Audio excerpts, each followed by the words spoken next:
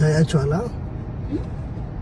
ወሬ ሁሉ የሚያስፈራ የሚሆነው በምድር ዙሪያ እየከፋ ሲሄድ ጊዜው መሸሸጊያ ኢየሱስ ነው እንደሚለው መዝሙር የምንሰማቸው ነገሮች እጅግ አስፈሪና ጆሮን ጭው የሚያደርጉ ወደ መጨረሻው ጊዜ እየተቃረብን እንደሆነ የሚያሳዩ ክስተቶች መፈጠራቸውን ቀጥለዋል።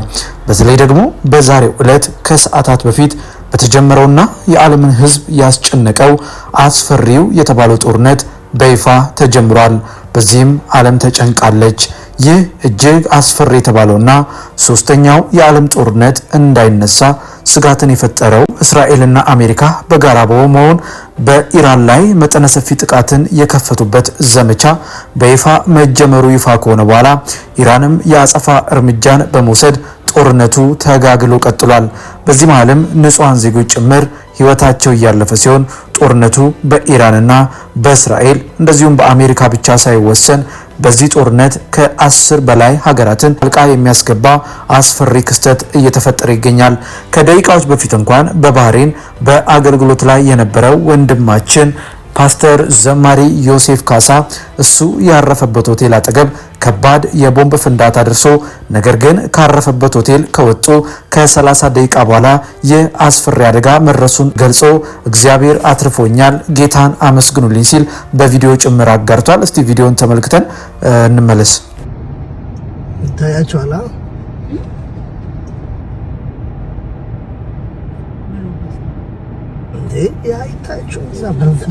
እንግዲህ እንደተመለከታችሁት ነው። ጦርነት ማንንም አይመርጥም። ይህ ሰው ይትረፍ ይህ ሰው ይሙት የሚባል ነገር የለም። በጦርነት መሀል ውስጥ እጅግ ምንም የማያውቁ ንጹሃን ዜጎች ጭምር የሚያልቁበት እንደሆነ መገንዘብ ያስፈልጋል። ይህ የሚያሳየው ጦርነቱ እጅግ አስከፊ ወደሆነ ደረጃ እየተሸጋገረ እንደሆነና ቅዱሳን በተቻለን አቅም እግዚአብሔር ጣልቃ ገብቶ ይህን ጦርነት በፍጥነት እንዲያስቆምና የንጹሃን ሕይወት ከመቀጠፉ በፊት አንድ መፍትሄ ይገኝ ዘንድ እግዚአብሔር ሰላምን እንዲያመጣ መጸለይ ይኖርብናል። በዚህ አጋጣሚ ዘማሪ ዮሴፍ ካሳም እንኳን እግዚአብሔር አተረፈ ማለት እንፈልጋለን። ታዲያ ከዚህ ጦርነት ጋር በተያያዘ አዳዲስ ወደ ወጡ መረጃዎች ስንሻገር ዩናይትድ ስቴትስ እና እስራኤል በኢራን ላይ የከፈቱት ጥቃት ኢራን ውስጥ በትንሹ 27 ሰዎች የተገደሉ ሲሆን ኢራን በበኩሏ በአካባቢው ሀገራት ውስጥ በሚገኙ የዩናይትድ ስቴትስ ወታደራዊ ይዞታዎች ላይ በፈጸመችው የአጸፋ ጥቃት 3 ሰዎች መገደላቸው እስካሁን ድረስ ተገልጿል። ዩናይትድ ስቴትስ እና እስራኤል በኢራን ላይ የጀመሩት ወታደራዊ ዘመቻ ተጠናክሮ ቀጥሎ በደቡባዊ ኢራን በሚናብ ከተማ በሚገኝ የሴቶች ትምህርት ቤት ላይ በደረሰ የአየር ጥቃት የ24 ተማሪዎች ሕይወት ማለፉን የኢራን መንግስታዊ የዜና ወኪል IRNA ዘግቧል። ጥቃቱ የኢራንን የኒኩለርና የሚሳኤል አቅም ለማዳከም ያለመ መሆኑን ፕሬዚዳንት ዶናልድ ትራምፕ ገልጸው ነበረ።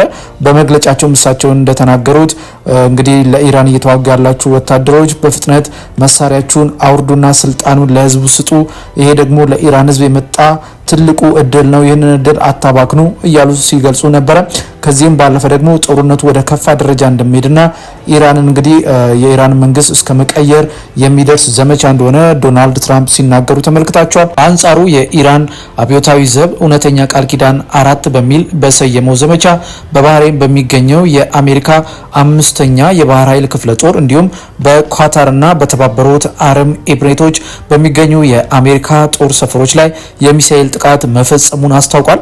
በተባበሩት አረብ ኤሚሬቶች በደረሰም የሚሳኤል ስብርባሪ ጉዳት የሰው ህይወት ማለፉ ተረጋግጧል።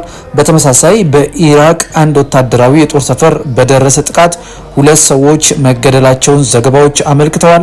በኢራን መዲና ቴህራን የተፈጸመው የመጀመሪያው የአየር ጥቃት በመንፈሳዊ መሪ ያሉ በሚጠራቸው አያቶላ አሊ ሀሚኒ ቢሮ አቅራቢያ መፈጸሙ ታውቋል። ነገር ግን ስለደረሰ ጉዳት እስካሁን ድረስ የተባለ ነገር የለም። የኢራን መንግስታዊ የመገናኛ ብዙሃን ከጥቃቱ በኋላ የኢራኑ ፕሬዝዳንት መሱድ ፔዜክሻን በህይወት መኖራቸውን ዘግበዋል። ስለ መንፈሳዊ መሪ ግን አሊ አያቶላህ ሀሚኒ የተባለ ነገር የለም። ስለዚህ ቅዱሳን እንግዲህ እንደሰማችሁት ነው። ይሄ እጅግ አስፈሪ ወደሆነ ደረጃ እየተሸጋገረ ያለው ጦርነት ምንም እንኳን በመጨረሻው ዘመን ላይ እንደዚህ አይነት ክስተቶች እንደሚፈጠሩ ብናቅም ነገር ግን ደግሞ እግዚአብሔር ሁሉን ይችላልና ጣልቃ ገብቶ በተለይ ደግሞ የንጹሃን ህይወት እንዳያልፍ እግዚአብሔር እነዚህ ንጹሃን ዜጎች እንዲጠብቅ ከኛ የሚጠበቀው መጸለይ ብቻ ነው። ዓለም በእርግጥ ወደ መጨረሻው ጊዜ እየተቃረበች ነው። የኛ ትልቁ ኃይል ደግሞ ጸሎት ነው። በዚህ መሃል አስቡት፣ ብዙ ህፃናት፣ ብዙ ወጣቶች እንግዲህ ህይወታቸው ያልፋልና እግዚአብሔር ሆይ ጣልቃ ግባ፣ እቺን ምድር አንተ ጠብቃት ማለት ይኖርብናል። በጦርነት ውስጥ ምንም አይነት ትርፍ የለም። ከሁሉም ወገን የሚሞቱ ሰዎች ናቸው።